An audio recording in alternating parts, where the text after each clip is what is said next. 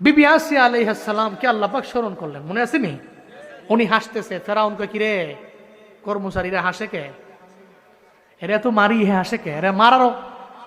এবার যখন লাস্ট অনুমতি দিবে মারার জন্য, তখন তারা পাথর দিয়ে বিবি আসিয়া আলাইহিস সালামকে একটা মারছে জোরে, ওনার মাথা দ্বিখণ্ডিত হয়ে গেছে, উনি দুনিয়া থেকে বিদায় নিয়ে চলে গেছে। জান্নাতের মেহমান, সুবহানাল্লাহ পড়বেন না?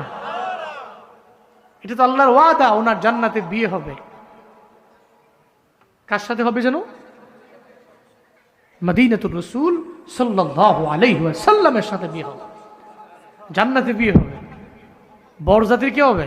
বরযাত্রী হবে। নবীজি যখন বলবে আল্লাহ আমার বিয়ে হবে, বরযাত্রী কারা? আল্লাহ নবীজিরে বলবে আপনার বরযাত্রী আপনার সমস্ত জান্নাতি উম্মতেরা।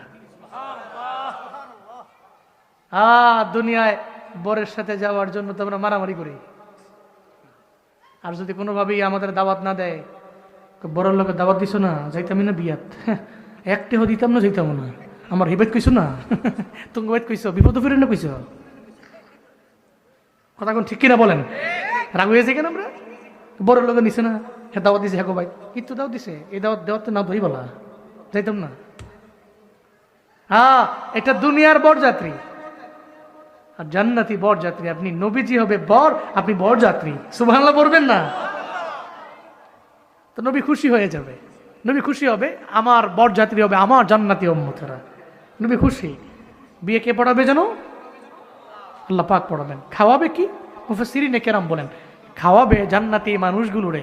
আল্লাহ তো মেজবান, হ্যাঁ মিয়া, আপনি মেজবান হইলে মেহমানদের কি সুন্দর করে খাওয়ান, হ্যাঁ? আর মেজবান যদি আল্লাহ হয় আর মেহমান যদি আমরা হই, তাহলে কি খাওয়াবে আল্লাহ পাক, সুবহানাল্লাহ পড়বেন না?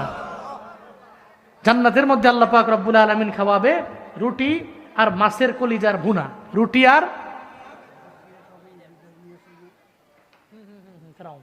বিধর্মী ছিল, এই জন্যই তো আঘাত করছে। জান্নাতের মধ্যে খাওয়াবে আল্লাহ পাক রুটি আর মাছের কলিজার ভুনা।